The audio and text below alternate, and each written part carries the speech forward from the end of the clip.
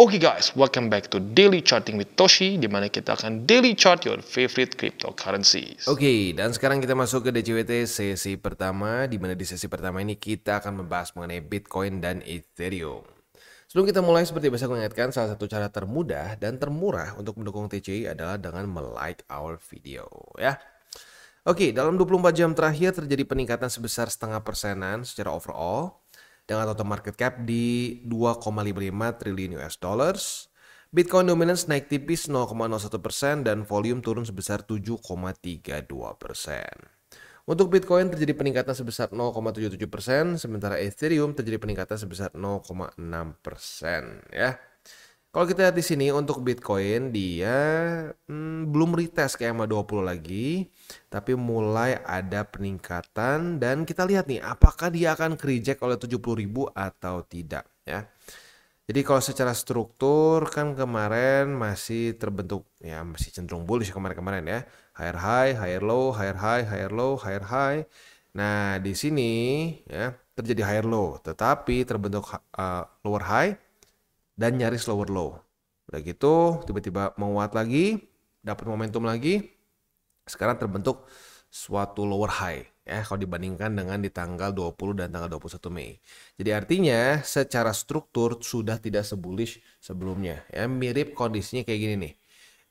Di sini kan tadinya jelas ya membuat suatu lower low, lower high, lower low, lower high ya. Jelas strukturnya bearish. Nah, di sini mulai terbentuk suatu higher low gitu. Jadi literally mirrornya dari ini ya. Kalau ini tuh transisi dari bearish ke bullish, ini bisa menjadi transisi dari bullish ke bearish begitu. Tinggal penentuannya adalah di EMA20 dan di 70.000 dalam waktu ya dalam short term trade ya, lebih ke EMA20 dan struktur 70 ribuan. Kalau reject oleh 70 ribuan dan jebol ke EMA20 ya berarti jelas ya momentumnya cenderung lebih ke bearish secara TA. Itu kurang lebih untuk Bitcoin secara TA-nya ya. Jadi PR-nya adalah kalau lu pengen Bitcoin bertahan ya berarti lu berharap dia mantul di 20 dan lanjut membuat higher high ya.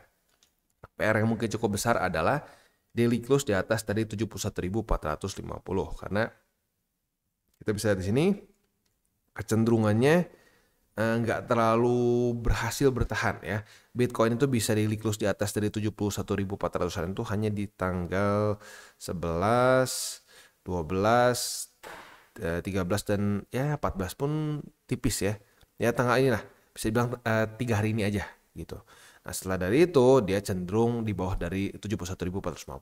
Begitu makanya kalau kita ingin menunjukkan momentum Bitcoin kuat ya itu dia harus mantul di 20 dan daily close di atas dari 71.450 plus jadikan ini sebagai suatu support ya. Nah itu menunjukkan bahwa momentum dari Bitcoin masih kuat secara TA gitu ya. Next ke Ethereum. Untuk Ethereum dia berhasil reclaim ya, dia berhasil reclaim 3.696 ya, dia berhasil reclaim tetapi hari ini sedang di retest lagi. Jadi kita lihat nih apakah ini benar-benar reclaim atau hanya false breakout gitu ya.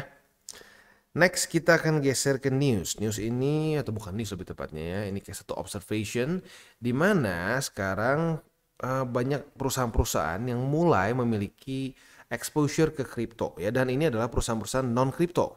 Maksud non kripto seperti apa? Contoh paling nyatanya adalah si MicroStrategy. Ini punya Michael Saylor. Orang seringkali lupa, banyak yang berpikir bahwa MicroStrategy ini adalah perusahaan kripto. Padahal bukan. Ya, MicroStrategy ini adalah perusahaan, kalau nggak salah dia bikin chip atau software singkat gue. Nah, jadi dia awalnya sama sekali tidak ada hubungan sama Bitcoin. Nggak ada hubungan sama kripto. Dan ini adalah suatu perusahaan yang cukup lama sebenarnya ya. Bukan perusahaan baru-baru yang dibentuk seperti Coinbase gitu ya. Atau ya banyak kripto stocks lain gitu. Enggak. MicroStrategy ini adalah suatu stok yang sudah lama sebenarnya. Nah, Michael Saylor tiba-tiba jadi sangat pro kripto, makanya perusahaan dia menjadi salah satu perusahaan yang awal-awal mengadopsi kripto. Di 2020 dia membeli 21.454 Bitcoin dengan harga 250 juta USD gitu ya. Nah, ini sekali lagi adalah suatu pergerakan yang monumental karena ini akhirnya banyak menginspirasi banyak perusahaan-perusahaan lain untuk juga memiliki exposure ke kripto. Salah satunya adalah Semler Scientific ya. Semler Scientific ini adalah healthcare solution company ya. Jadi literally nggak ada hubungan sama kripto, tapi dia announce bahwa dia mulai memiliki Bitcoin ya. Nah, jadi lagi-lagi ya, ini mungkin adalah awal-awal dari adopsi Bitcoin oleh berbagai macam perusahaan-perusahaan. Ya, dan ini cukup menarik ya. Karena ini bisa memicu institutional FOMO at the end of the day, begitu ya.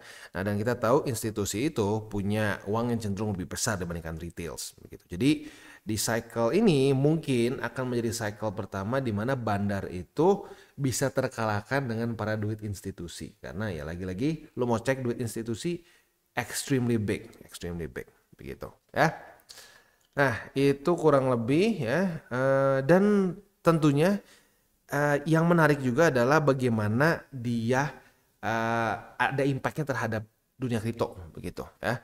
Ya, kita bisa lihat sendiri impactnya yang jelas adalah Bitcoin. Bitcoin all time high duluan sebelum apa? Sebelum halving. Itu pertama kali sepanjang masa. Dan menurut gua trigger utamanya adalah karena ada ya ETF spot ya. ETF spot ini memberikan satu kunci ke investor-investor yang sebelumnya atau calon investor yang tidak punya akses ke Bitcoin sebelumnya. Nah, maka dari itu ya ini terbukti ya bahwa jadi lebih kuat. Nah, tetapi kadang-kadang orang suka begini berpikirnya ya, oke, institusi udah masuk nih, pasti ngepam. Nah, itu yang akhirnya membuat banyak orang all in dan nyangkut gitu. Nah, itu yang nggak bagus. Jadi kenapa gue selalu advocate for DCA? Karena pada akhirnya kita nggak pernah tahu market mau kemana. Dan kita harus tahu semua resikonya dulu. Jadi sebagai seorang trader, kita tuh harus pelajari dulu resikonya, baru mikirin potensi cuannya.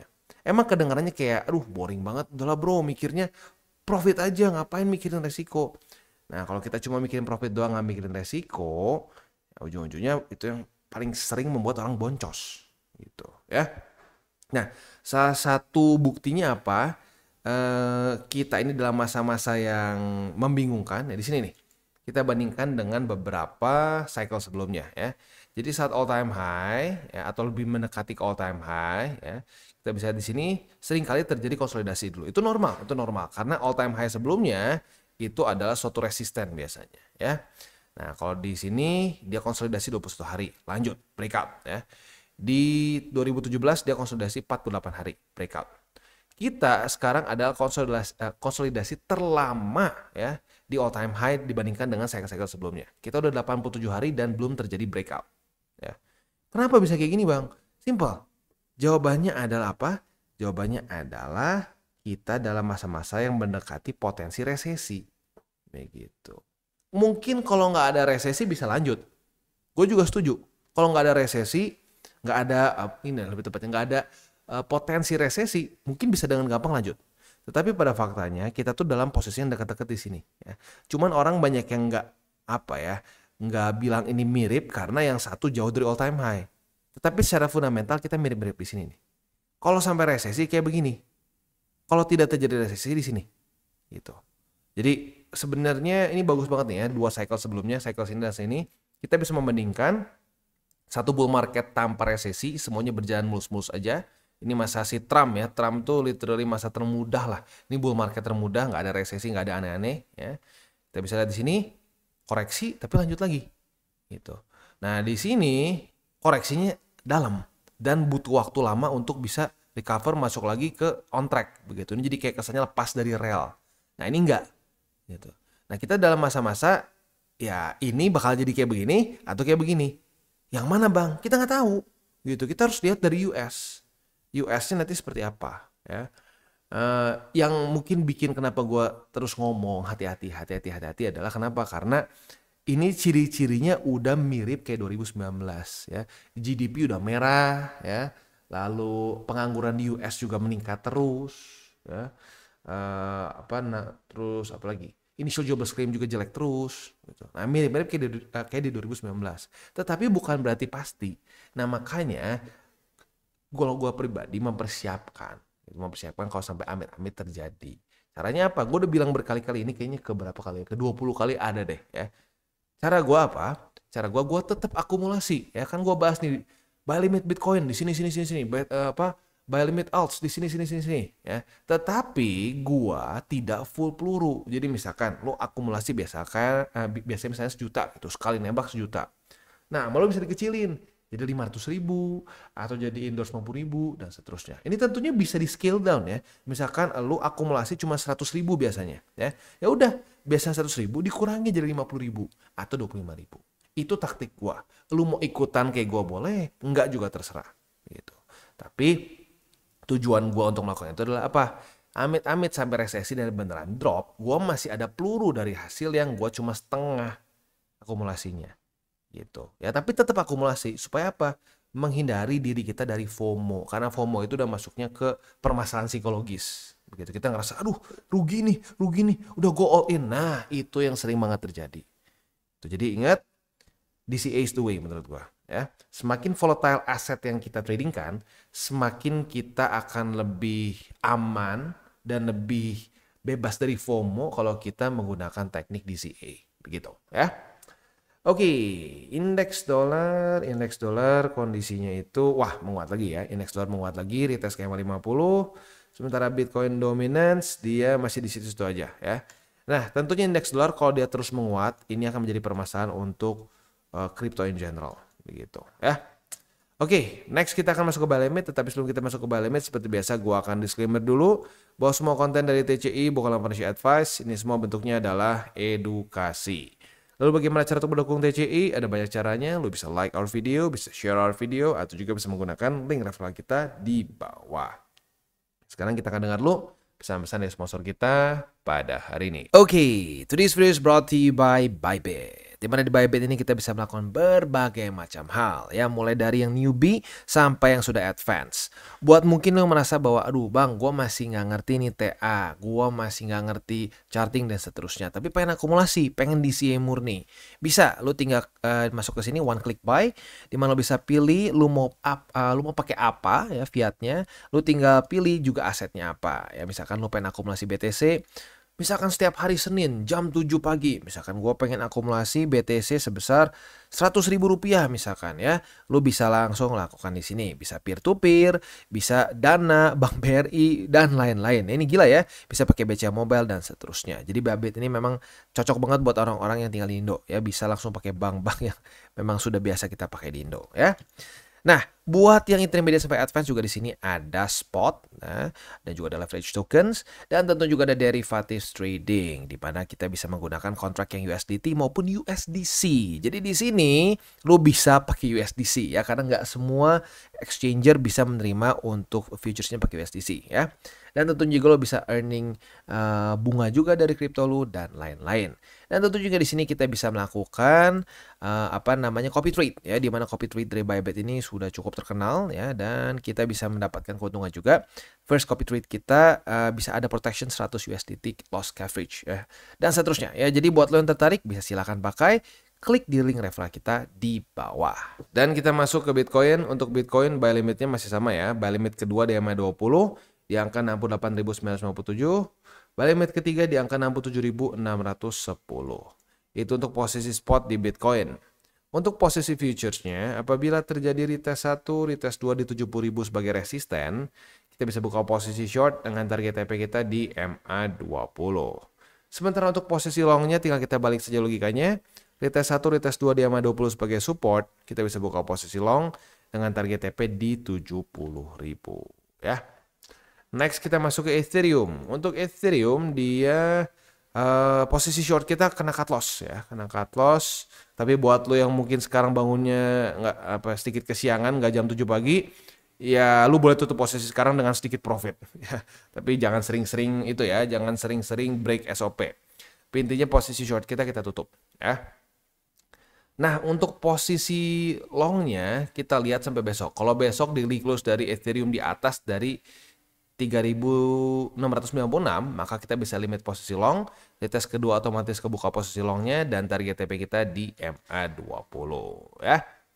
Untuk buy limit berarti tinggal tersisa buy limit ke ya, yang basically sekarang sedang lagi di retest di 3.696 dan buy limit ketiga di 3.639 ya.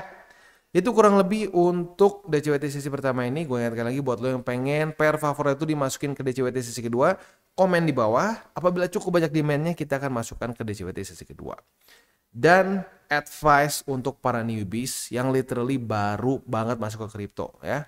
Pertimbangkan untuk jangan terlalu banyak pegang altcoins. Begitu. Kenapa? Karena kalau mau dibilang penyesalan terbesar gua dari cycle pertama yang gue di 2016 ya adalah kebanyakan eksperimen di altcoins. Ya kalau dulu gue lebih fokus aja di BTC dan Ethereum, gue akan signifikan lebih kaya dibandingkan sekarang. Walaupun puji Tuhan sekarang juga jauh dari cukup ya, berlimpah, tetapi bakal lebih gila lagi kalau gue dulu di cycle pertama fokus BTC Ethereum aja. Gue dulu terlalu tergiur sama banyak altcoins yang katanya bakal ngepam gila.